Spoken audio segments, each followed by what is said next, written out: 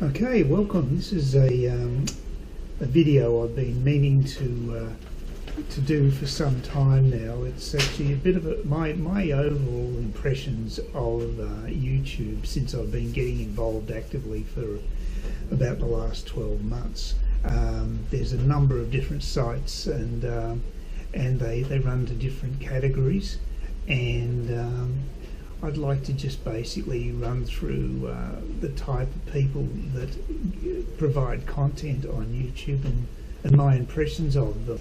YouTube can be categorised as a sewer of humanity where basically any wacko can basically put whatever they like on, and it's basically self-censorship to a large extent. So that's one negative view of it. On positive view, of course, it's incredibly democratic. It allows anybody to have their point of view and push their own barrow or whatever, and without having middlemen culling out the content before it gets there. And I think that's quite appealing.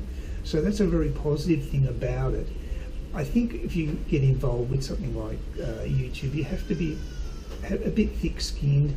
You have to basically accept that there's going to be trolls and other nasty people out there going to try to make you feel bad, and you're just going to have to handle it. First off, there's the takers, and these are people that basically use YouTube as an exploitative device.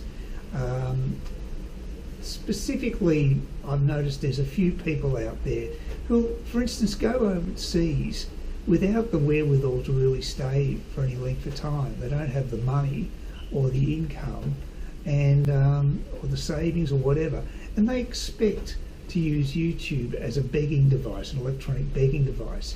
So they basically say, boo-hoo, I'm doing it tough, I want someone to subsidise my lifestyle while I'm overseas. Personally, I think that's a bit rich. You know, seriously, you make a decision to leave your own country, and if you do that, you know, you need to basically take some personal responsibility for your own situation rather than expect outsiders to bolster you because things aren't going too well. I mean, there's one guy in particular from the UK who's gone overseas to Southeast Asia, and he's decided to make big note himself with this local woman who basically needs dental work. It's not unusual in Southeast Asia to find such cases.